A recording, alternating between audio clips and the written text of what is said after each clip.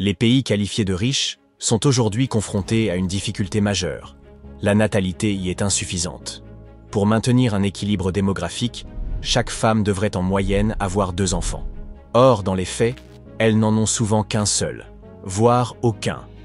Ce défi repose principalement sur le taux de fécondité, c'est-à-dire le nombre moyen d'enfants qu'une femme est supposée avoir au cours de sa vie. S'il est trop faible, cela signifie que les décès excèdent les naissances, et une telle situation peut avoir des conséquences économiques désastreuses. Prenez l'exemple d'un pays riche, les États-Unis, l'Allemagne ou encore le Japon. Quel que soit le pays choisi, une constante demeure, son taux de fécondité est inférieur à 2,1. Cela représente un véritable problème.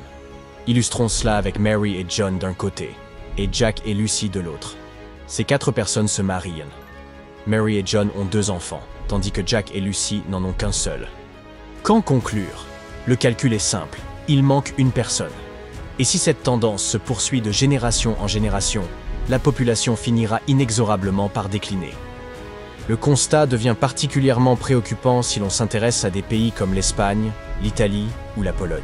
Ces nations affichent les taux de fécondité parmi les plus bas de l'Union européenne, avec une moyenne d'un enfant par femme. Cela représente un problème considérable, car il fragilise les économies dans leur ensemble. Imaginez un triangle avec, à sa base, les jeunes et les travailleurs, et au sommet, les personnes âgées. Dans bon nombre de pays riches, cette base rétrécit à grande vitesse, en raison de la baisse constante des naissances chaque année. Le triangle semble donc se renverser, une population active réduite et un nombre croissant de retraités. Avec moins de cotisants et plus de bénéficiaires, l'économie peine à conserver son équilibre. On assiste à un véritable effet domino. Moins de travailleurs signifie moins de recettes fiscales. Pendant ce temps, la population âgée ne cesse de croître, formant un groupe nettement plus important, dépendant des pensions et des systèmes de sécurité sociale. Cette situation amène à se poser la question suivante. Qui financera toutes ces retraites? Certains pays sont dans une situation plus critique que d'autres, et la Corée du Sud est particulièrement sous pression.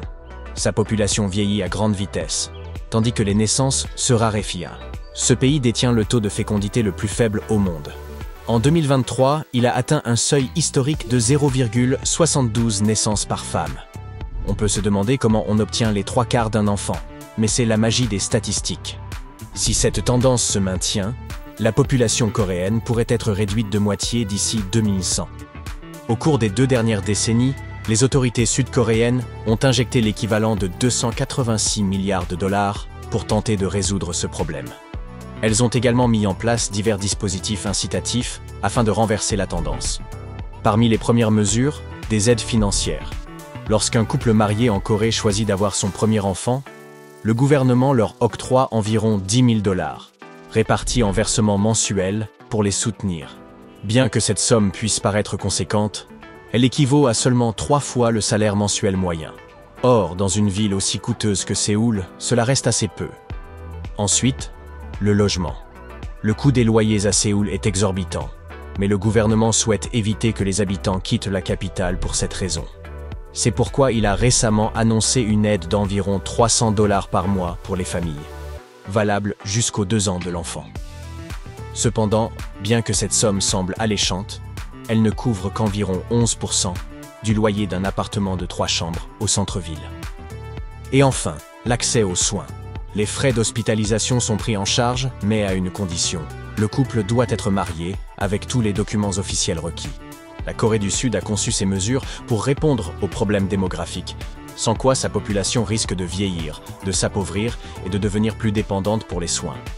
Cependant, en y regardant de plus près, toutes ces mesures se résument principalement à une stratégie de redistribution financière. Malgré tout, ce problème démographique ne s'est guère amélioré, ce qui a poussé les autorités à proposer des solutions plus inventives.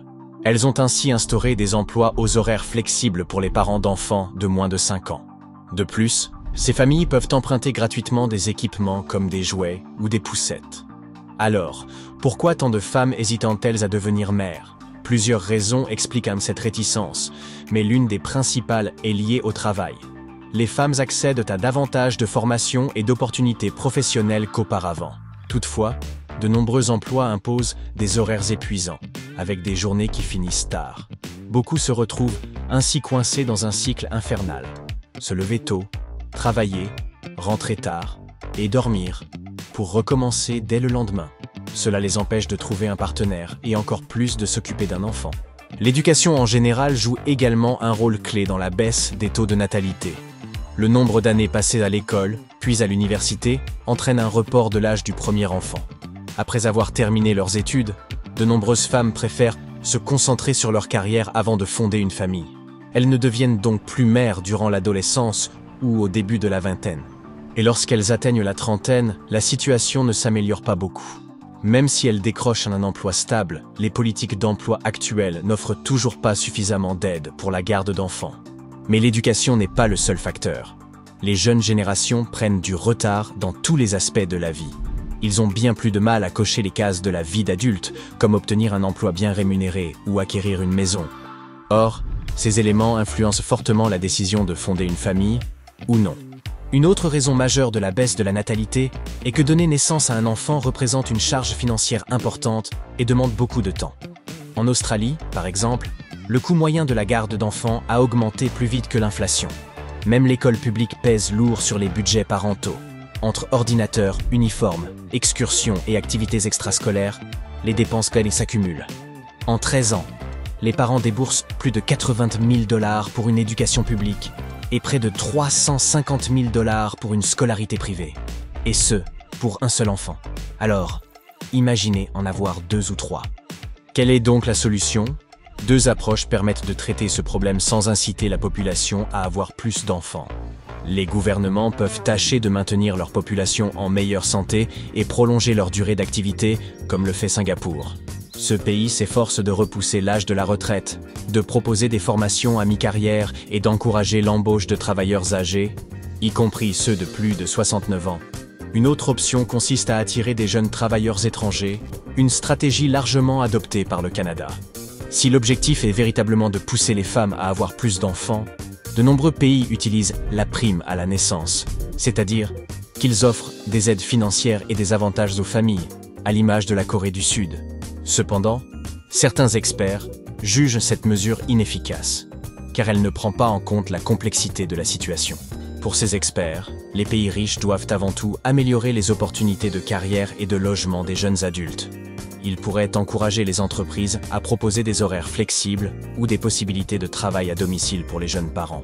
Ils devraient également réduire le coût du logement, surtout dans les grandes villes, et se concentrer davantage sur le soutien aux personnes âgées grâce aux innovations technologiques. Ces mesures bénéficieraient non seulement aux parents, mais aussi aux familles dans leur ensemble. Et vous, qu'en pensez-vous ?